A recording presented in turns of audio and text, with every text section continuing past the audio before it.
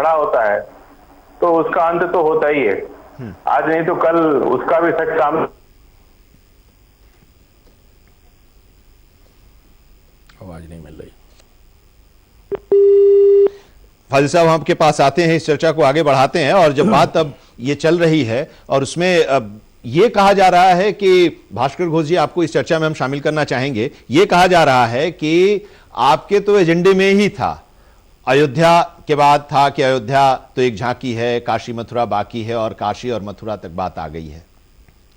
देखिए, आज हिंदुस्तान का जो धरोहर है, आत्मा का जो विश्वास है, आत्मा का जो पुकार है, वो शायद हमारे जो विचार व्यवस्था है वो सुन ली है।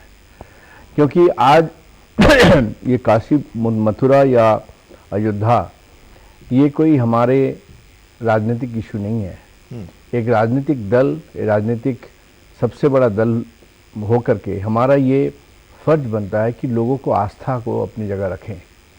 और जिस तरह 1000-2000 साल पहले से सबसे बड़ा हिंदू राष्ट्र के ऊपर इतनी आघात आई, इतनी आक्रमण हुई, और इसी का नतीजा जो है आज देख रहे हैं कि काशी मथुरा सबके ऊपर विवाद आज छिड़ा हुआ है। लेकिन 70 साल से ये विवाद को सब लोग जानते थे, सब कुछ सब लोग को पता था, लेकिन 70 साल में कोई इसका सॉल्यूशन, जो महाराज जी कह रहे हैं, जो सॉल्यूशन कोई मांगा नहीं। आज हमारे सरकार आकर के इसको अपने कोर्ट तक ले जाने का प्रयत्न किया और सुप्रीम कोर्ट का जो आदेश था, उस आदेश के अनुसार इतना बड़ा विवाद, लंबा चला विवाद, रामलला का जो विवाद चल रही थी, उसको एक नतीजा पे पहुंचाया और हिंदुओं को आस्था, देश का हर नागरिक का आस्था के ऊपर हमने अपना काम किया। वैसे ही आने वाला दिन पे कोर्ट का नतीजा जो भी होंगे, कोर्ट के जो भी फैसला होंगे, मैं उनको मान्यता दूंगा और मान्यता देके जो भी उसके ऊपर कार्रवाई करना है, इस कार्रवाई के आप लिए मानते हैं कि जो विवादित स्थल है वहां पहले नीचे मंदिर और फिर उसे तोड़कर बनाया गया मस्जिद? देखिए, ये सारे बात अभी कोर्ट में सब जुडिस है, ये बोलना सही नहीं है। दोनों पक्ष अपना जो भी उनका प्रमाण पत्र है, जो भी प्रमाण है, वो दाखिल कर रहे हैं। लेकिन हमारा सरकार जो है वो सरकार प्रतिबद्ध है कोर्ट के आदेश के पालन करना, और जो भी आदेश होगा हम उससे पालन करेंगे। आप ये मानते हैं कि राष्ट्रीय धरोहरों की पहचान जरूरी है, उनका इतिहास खंगालना जरूरी है? देखिए, कश्मीर में आप देखिएगा 350 तकरीबन 350 मंदिर जो हैं, ASI जो हमारी मिनिस्ट्री हैं, और उनसे हमने इनको पहचाना और इनकी फिर से पुनर्गठन करने के लिए प्रयत्न कर रहे हैं। और वैसा ही इस देश में जहाँ जहाँ ये प्रमाणित हो जाएगा कि वहाँ मंदिर था और उस मंदिर को जिस तरह से कोर्ट का आदेश के अनुसार उनको अगर फिर से पुनर्गठन करना है तो सरकार उसके ऊपर सख्त से सख्त कार्रवाई करेंगे और उसको जनता के सामने ला देंगे। ठीक है। विपिन जी, क्या आपत्ति है? कोई आपत्ति? अब जब फैसला आया है इन मुद्दों पर, अदालत में मामला है, तब कोई आपत्ति है? आपत्ति नहीं, बात कानून की समझने वाली है। समझना ये है, औरंगजेब ने मंदिरों को तोड़ा, मस्जिद बनाई। अब उस काल में तो नहीं जा सकते। अब हमारा देश आजाद हुआ, आजादी के बाद से अपने कानून बन गया, कानून बन गया, ये चीज हमको धरोहर में मिली। अब या तो सारे आप देश के मंदिर, मतलब मस्जिद तोड़ के मंदिर बना दो, कैसे होगा? जो औरंगजेब ने काम किया वो आप कर रहे हो, ये गलत है। ये केवल तुष्टीकरण की नीति, बीजेपी तुष्टीकरण की नीति कर रही है। इसको मंदिर और मस्जिद से कोई मतलब नहीं है। ये लोगों का धन भटका रही है कि लोग रोजगारी पर ना बात करें, गैस पे बात ना करें, डीजल पे बात ना करें, महंगाई पे बात ना करें, रोजगार पर बात ना करें। बस ये है कि इनको उलझाना है बस पब्लिक। विपिन जी, आप ये क्यों नहीं बोलते हैं कि बांग्लादेश और पाकिस्तान में जहां हिंदुओं को देश का जब विभाजन हुआ था, हिंदू का परसेंटेज कितना था और इतना दिन बाद हिंदुओं का परसेंटेज कितना है? हिंदुओं का कितना बांग्लादेश देश कर दिया है? अब उसके बारे में क्यों नहीं बोल रहे? चर्चा के बारे में एक सेकंड, मंदिर को ध्वंस करके आई है, ये क्यों नहीं बोलते आप गुरुद्वारा मंदिर जाते नहीं है क्या? हिंदू आप बताइए, आप गुरुद्वारा मंदिर जाते नहीं है क्या? क्यों नहीं बोलते?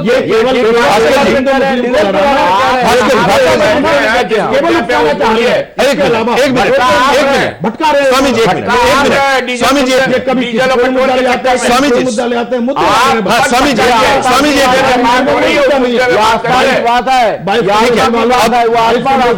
भोगेंद्र पाठक जी, जो चल रहा अब है, सवाल आप जनता को देखो, अच्छे नहीं ठीक है, हम लोग आज चर्चा कर रहे हैं। विपिन जी जो है उसमें बातें नहीं है।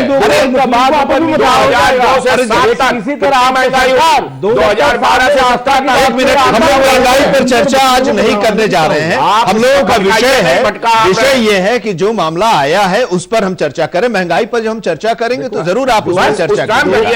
आज का विषय विपिन जी, आज का विषय ये कि अगर देश में नहीं एक मिनट विपिन जी, एक मिनट, आप देश के संविधान को मानते हैं, आप कानून को मानते हैं, आप अदालतों को मानते हैं, मामला अदालत में है, अदालत इस पर फैसला करे, अदालत कोई निर्देश देता है तो उस पर भी आपत्ति होती है। सवाल यह है, महंगाई और इस सब की बात भी हम करेंगे जब अगले समय में, और जरा इस आज हम जिस टॉपिक पर बात कर रहे हैं उस पर बताइए कि क्या आपत्ति है आपको आपत्ति है अदालत में ये मामला है? ने कहा था हमने 2 साल के अंदर राम मंदिर बना देंगे, ठीक है, तब आप जब आपको वोट नहीं मिला तो आप इसका विरोध कर रहे हैं। आपको याद है ना, दो महीना भी नहीं हुआ है। ठीक है, हम लोग उस पर भी चर्चा करेंगे। पहले चरण में ये फैसला आया है, पहले चरण में ये फैसला आया है, और आगे की कार्रवाई आप इसको किस रूप में देख रहे हैं? भोगेंद्र जी, देखिए, जो भी फैसले आ रहे हैं या पहले भी आए हैं, ये कुछ संकेत देते हैं फैसले। आज दरअसल 4 फैसले आए हैं, 3 की चर्चा हमने की, एक चौथा फैसला जो है वो मध्य प्रदेश के धार में भोजशाला, जहाँ पे सरस्वती की पूजा होती थी, वो मंदिर सरस्वती मंदिर है, लेकिन लोग नमाज पढ़ने भी जाते हैं, उसको भी इंदौर की हाईकोर्ट की पीठ ने उसको भी एक्सेप्ट कर लिया है, स्वीकार कर लिया है। देखिए, दरअसल ये हो क्यों रहा है, आप देखें कि बाबा विश्वनाथ का मंदिर इससे पुराना मंदिर या आध्यात्मिक केंद्र इस धरती पे कहीं भी नहीं है, जो इतिहास बताते हैं और शास्त्र बताते हैं। और वहां पे कहते हैं ना, प्रत्यक्षम किम प्रमाणम, जो प्रत्यक्ष है उसके लिए प्रमाण देने की जरूरत नहीं होती है कोर्ट, लेकिन कोर्ट को प्रमाण चाहिए, इसीलिए उसकी वीडियोग्राफी होगी। और देखें, अगर दोनों पक्ष मिलकर काम करें, भविष्य को नजर में रख के और बिना द्वंद्व के, अगर सारे जो धार्मिक स्थल हैं जहां पे विवाद है उस पे अगर बैठें और बात करें तो अदालत की भी जरूरत नहीं पड़ेगी, ऐसे ही फैसले हो जाएंगे। लेकिन ऐसा होता नहीं है। ये द्वंद्व है क्यों? इसलिए कि हर समुदाय, हर व्यक्ति, हर धर्म या संप्रदाय, उसकी प्रकृति होती है एक, और एक संस्कृति होती है। तो ये टकराव जो है प्रकृति और संस्कृति का है, और इसीलिए बढ़ता चला जा रहा है। कहते हैं सत्येन रक्षते धर्मो, सत्य से धर्म की रक्षा होती है। तो जो सत्य है उसको जब तक सामने नहीं लाएंगे तब तक धर्म की रक्षा नहीं हो सकती। हाँ, तो फिर वो सत्य को क्यों नहीं लाया जाए, और सत्य को लाने से क्यों लोग इसका विरोध कर रहे हैं या हिचक रहे हैं? फाजिल साहब, अच्छा है सर्वे हो, वीडियोग्राफी हो, जो आप कह रहे हैं कि नहीं उनका दावा गलत है, वो बात सामने आ जाएगी।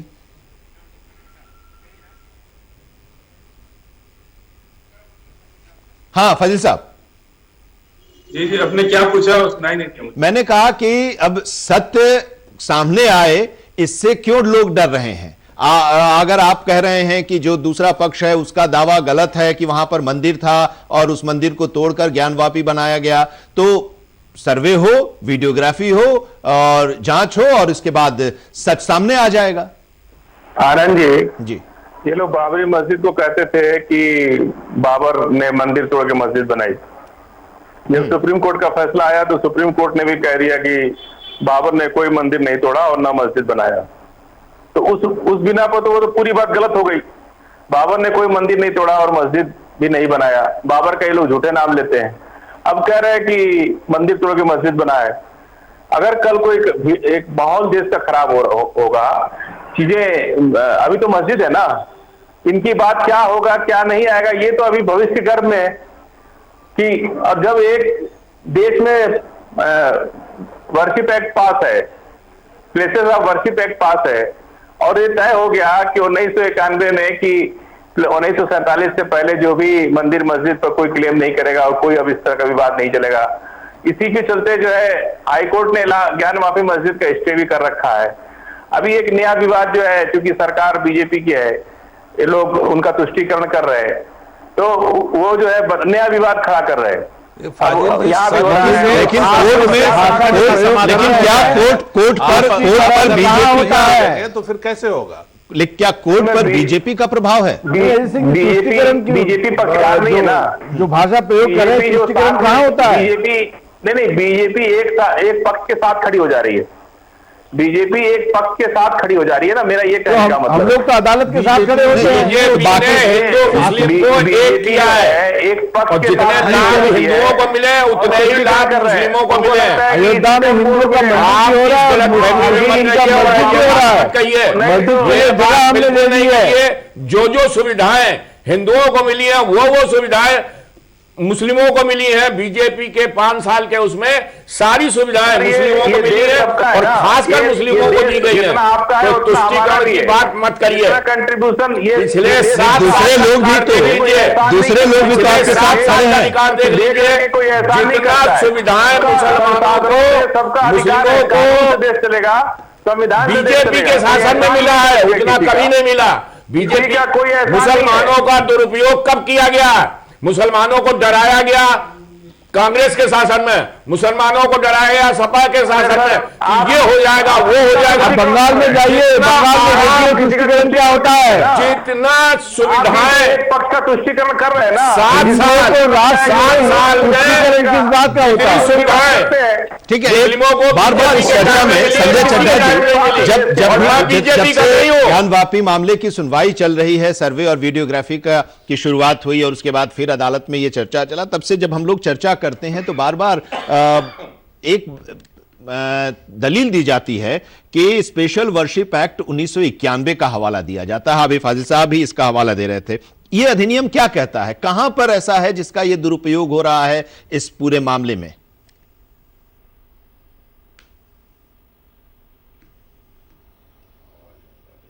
स्पेशल प्रोविजंस एक्ट है ये। इस एक्ट में बहुत क्लियरली ये कहा गया है कि 15 अगस्त 1947 में जो रिलीजियस प्लेसेस की स्थिति थी, उस स्थिति को वैसे के वैसे रूप में ही रखा जाएगा। अगर कोई व्यक्ति उस स्थिति को बदलने का प्रयास करेगा तो उसको सजा दी जाएगी, 3 साल की सजा। तो ये ओह शिट, जी आप बोले, आपकी आवाज आ रही है। मेरी आवाज पहुंच रही है? हाँ जी हाँ, मेरी आवाज पहुंच रही? बिल्कुल बिल्कुल, आप अपनी बात पूरी करें संजय जी। उस व्यक्ति को सजा दी जाएगी, ये बेसिस है। और इसकी जो में सजा का प्रोविजन, जो बार बार बात, क्या ये ज्ञान व्यापी जो मंदिर है या मस्जिद या जो भी जगह है, उस जगह को एक्सेप्शन किया जा सकता है? इसके 2 ही रास्ते। पहला, तो कोई नया पार्लियामेंट बना है, उस एक्ट के तहत जो है कोई निर्णय लिया। दूसरा जो वो ये है कि जो सेक्शन 4 में एक एक्सेप्शन है, वो सेक्शन 4 की एक्सेप्शन है एंशिएंट आर्कोलॉजिकल मॉन्यूमेंट। अगर ये एंशिएंट आर्कोलॉजिकल मॉन्यूमेंट में आ जाता है, तब ऐसी परिस्थिति में फिर चेंज उसमें कोई नहीं किया जा सकता, जैसा है यथास्थिति रखी जाएगी। क्योंकि आर्कोलॉजिकल, आपने इस चीज का संज्ञान होगा आनंद जी, मैं आपके माध्यम से बताना चाहता हूं कि अगर कोई मॉन्यूमेंट जैसा कि ये है ज्ञान व्यापी, वो 100 साल से पुराना है और आर्कोलॉजिकल उसमें कवर्ड है, तो उसमें आप तरमीम नहीं कर सकते, उसमें कोई चेंज नहीं कर सकते आप, वो यथास्थिति में ही रखा जाएगा। तो दोनों एक्ट जो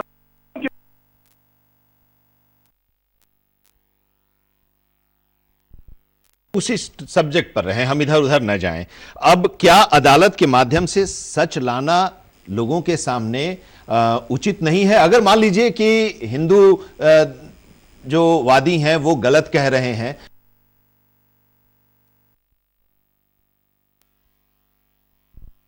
सैकड़ों वर्षों साल से ये मामला चला आ रहा है, वैसे आगे भी ये चलता रहे? इससे लोगों की भावनाओं को ठेस पहुंचेगी, हिंदू और मुस्लिम दोनों की भावनाओं को ठेस पहुंचेगी।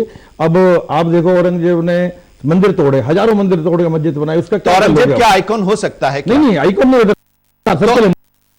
हिंदुओं के लिए गलत, वो तो गलत था, गलत है, गलत रहेगा। हाँ। उसका मुसलमान आज भी उसका हर्जाना भुगत रहे हैं। अगर कोई भी गलत करता है उसका हर्जाना हर एक क्या मतलब है? उसका सुधार किया जाएगा। विपिन जी, आप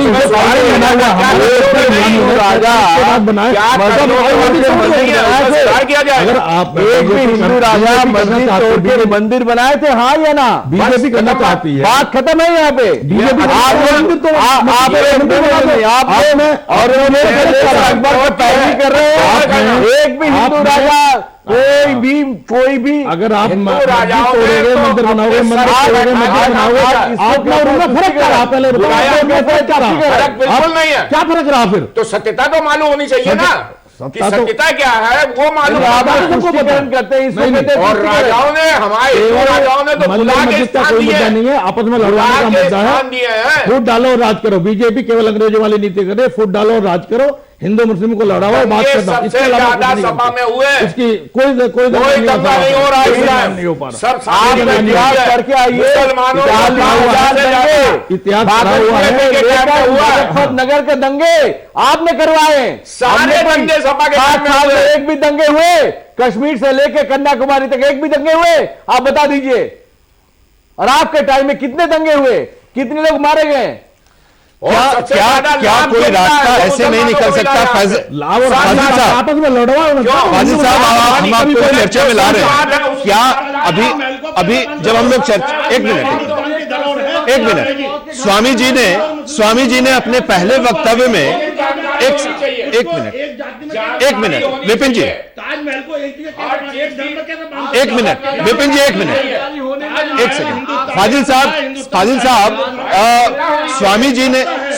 स्वामी जी ने अपने पहले चरण में एक बात कही थी कि मिलजुल कर एक रास्ता निकाला जाए और इसका हल निकले, तो वो वहां तक जाना चाहिए। आप लोगों की तरफ से भी पहल होनी चाहिए कि ये सारी जो मामले हैं, जैसा कि स्वामी जी ने कहा था कि मिलजुल कर हो, और ऐसे ये सारी जो चीजें हैं ये अदालत में भी है और आपस में भी बैठकर इसका हल निकाला जा सकता है। इसमें मुस्लिम परेशान नहीं है, तो पार्टियां परेशान है। वो आप लोगों की तरफ से क्या होगा? फाजिल साहब, आनंद जी, हाँ, में करने से तो होगा नहीं जी। फाजिल साहब, तू में करने से नहीं होगा। हाँ, आप बोले। कोई कहे कि हम पार्टी है तो हम मुसलमान है कि हम हिंदू प्रो पार्टी रहेंगे, उन लोगों से तो नहीं होगा। रहा सवाल की एक ये जो पब्लिक प्लेस होता है, सार्वजनिक स्थान होता है, मालिक नहीं होता, इसलिए कोई भी काम न्यायालय के माध्यम से कोई भी आपसी बैठकर किसको, पूरे समाज को जिम्मेदारी दे रखी है कि आप कर, इसलिए इसमें कोई नहीं, कोई वो नहीं, ही चलेगा, दूसरा कोई रास्ता नहीं है इसमें। बिल्कुल सही कह रहे हैं, ठीक है।